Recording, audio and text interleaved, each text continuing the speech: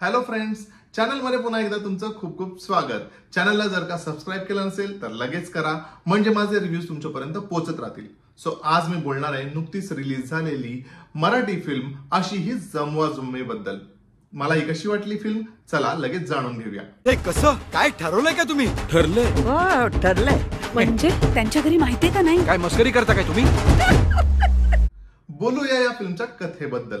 So असं म्हटलं जातं की प्रेम हे वयाच्या कुठल्याही टप्प्यावर आपल्याला होऊ शकतं आणि एक्झॅक्टली तेच सांगायचा प्रयत्न ह्या फिल्ममधनं केला गेलाय. साधारण वयाच्या 60-70 मधले दोन व्यक्ती आहेत. ऑफकोर्स अशोक सराफ आणि वंदना गुप्ते यांना एकमेकांची प्रेम झालंय आणि त्यांना त्यांचं प्रेम हे आता त्यांच्या फॅमिली समोर, त्यांचं नातं जे आहे ते त्यांच्या फॅमिली समोर ओपन अप करायचं आहे आणि त्यासाठीच त्यांना काय काय करावं लागतं आणि कसं ते स्वतःचं जे नातं आहे ते सगळ्यांसमोर ठेवतात आणि त्याला मग त्या दोन्ही फॅमिलींचा काय रिस्पॉन्स येतो हे सांगण्याचा प्रयत्न ह्या कथेमधनं किंवा ह्या फिल्मच्या स्टोरीमधनं केला गेलाय. आणि ऑफकोर्स ह्या सगळ्या गोष्टी म्हणजे ह्या वयात एखाद्याला प्रेम होणं हे आपल्या सोसायटीमध्ये लाईक अ टॅबू बघितलं जातं, म्हणजे रिअली एकदम इझिली एक्सेप्ट केलंही जात नाही, कारण तसं अपेक्षाही नसते की ह्या वयात असं काही घडू शकतो. तर त्यामुळे ही स्टोरी थोडी वेगळी वाटते बघायला आणि इंटरेस्टिंगही वाटते.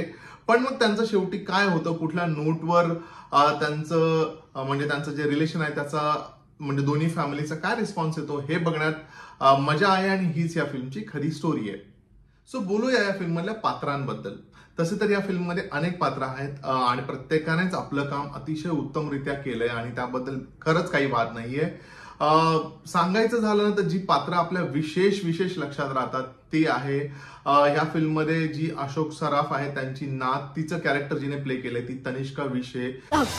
जर आपण सगळ्यांचा विचार करत बसलो मग आपल्याला हवं ते कधी करायचं आपण. या मुलीने अतिशय हाय एनर्जी वालं कॅरेक्टर प्ले केलंय. At the same time Gen मधली ती मुलगी आहे आणि तिला ब्लॉगिंग करायचं आहे. At the same time she also has some kind of maturity, म्हणजे ओपन माइंडेड जी ही जनरेशन आहे ते दाखवायचा प्रयत्न केला गेला आहे. त्यानंतर ओमकार कुलकर्णीने वंदना गुप्ते यांच्या नातू याचा रोल प्ले केलाय. ऍक्च्युली डॅड, आजीला तुम्हाला काहीतरी सांगायचं होतं. इनफॅक्ट सेम म्हणजे दोघेही जेनझी मधले आहेत, तनिष्का आणि ओमकार, आणि दोघांनीही तेच ओपन माइंडेडनेस आहे आणि म्हणूनच मला वाटतं हे दोन्ही वंदना गुप्ते आणि अशोक सराफ यांना ते कम्फर्टेबल वाटतं आणि ते दोघे त्या स्वतःच्या नातू आणि नात या दोघांसमोरच स्वतःचं प्रेम आधी व्यक्त करतात आणि त्यांचा रिस्पॉन्स त्यांना पाहायचा असतो आणि त्याच्यासाठीच अख्खी ती ट्रिप प्लॅन केली जाते. आणि त्यांनी त्या दोघांनीही खूप उत्तमरित्या त्यांचं काम केलंय. त्यानंतर आपल्याला लक्षात राहतं ते काम सुनील बर्वे यांचं. मस्करी करता काय तुम्ही? सुनील बर्वे यांचं कॅरेक्टर म्हणजे अतिशय स्ट्रिक्ट, घर सांभाळणारा, घरात त्याचाच दरारा असणारा असं एक कॅरेक्टर आहे.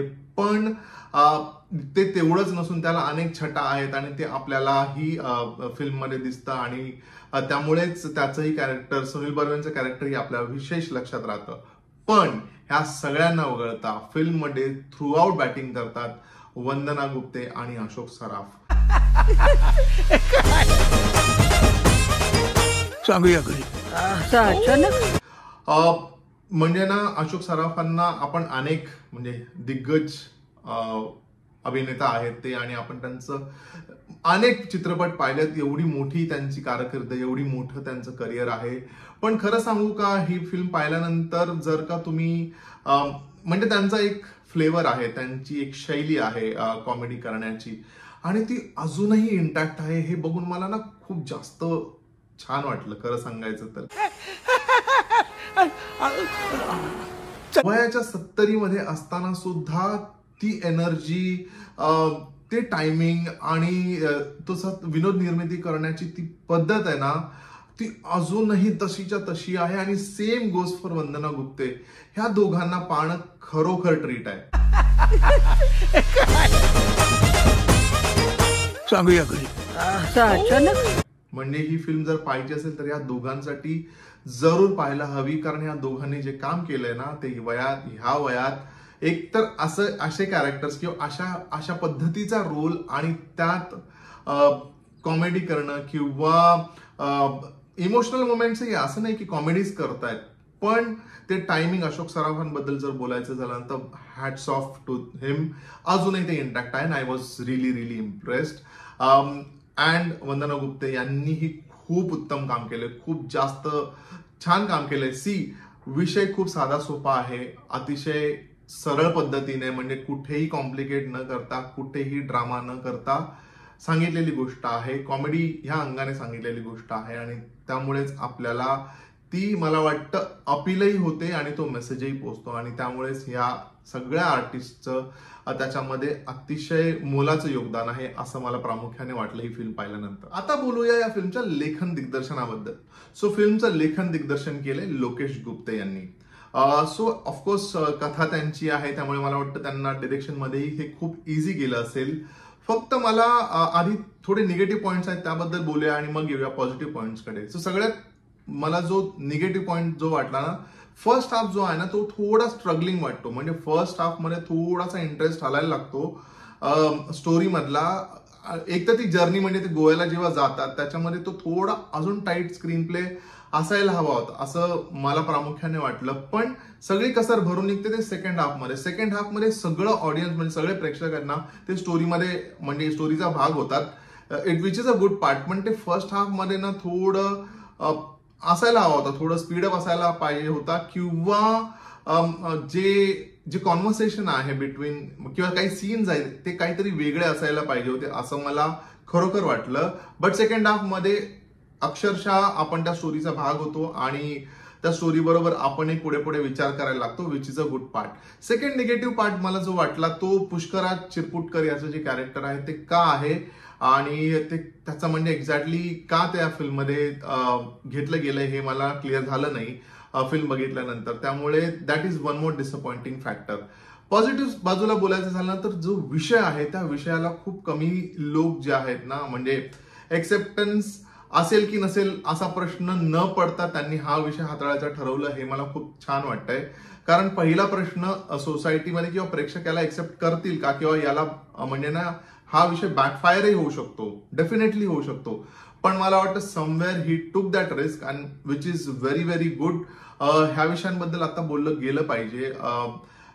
आणि पार्टनरची गरज वयाच्या कुठल्याही टप्प्यावर नक्कीच पडू शकते आणि आपण ऍज अ सोसायटी आता ओपन माइंडेड व्हायला हवं आणि तेच ही फिल्म सांगायचा प्रयत्न करते. अनदर पॉझिटिव्ह पॉइंट, अतिशय मेलोड्रामॅटिक न करता, इमोशनल नाही असं नाही, as I said, but very limited. Major film ही कॉमेडी ह्या जॉनरने सांगितली गेली आहे. त्यामुळे प्रेक्षकांना एन्जॉय करता प्रेक्षकांना तो मेसेजही मिळतो, प्रेक्षकांना जे सांगायचं ते कम्युनिकेटही केलं जातं आणि त्यामुळेच प्रेक्षक म्हणजे ना एकदम इमोशनल झाल्यानंतर आपणही विचार करायला लागतो आणि करायची स्टोरीवरनं आपलं लक्ष हलू शकतं, पण ते होत नाही, which is again a good part. So overall this was my observation about writing and direction of this film. So थोडक्यात जर का सांगायचं झालं तर बिंदास्त आपल्या फॅमिली बरोबर, आजी आजोबांबरोबर जाऊन ही फिल्म तुम्ही एन्जॉय करू शकता. तुम्हाला हसायला येईल, मजा येईल. फर्स्ट हाफ थोडा स्लो आहे, पुन्हा रिपीट करतो, पण सेकंड हाफ मध्ये खूप जास्त मजा येते, आपण एन्जॉय करू लागतो फिल्म. सो जा थिएटरमध्ये जाऊन ही फिल्म पहा आणि कशी वाटली हे मला नक्की कळवा. मी या फिल्मला देतोय 3 स्टार्स. सो फ्रेंड्स, हा होता माझा म्हणजे रवीचा व्ह्यू ऑन फिल्म अशी ही जमवा जमवी.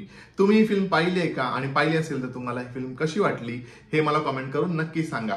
माझा रिव्ह्यू तुम्हाला कसा वाटला हेही मला कमेंट करून सांगा. चॅनलला लाईक करा, व्हिडिओला बऱ्याच लोकांबरोबर शेअर करा आणि हो, चॅनलला सबस्क्राईब देखील करा. आपण भेटूया लवकरच. तोपर्यंत स्टे ट्यून.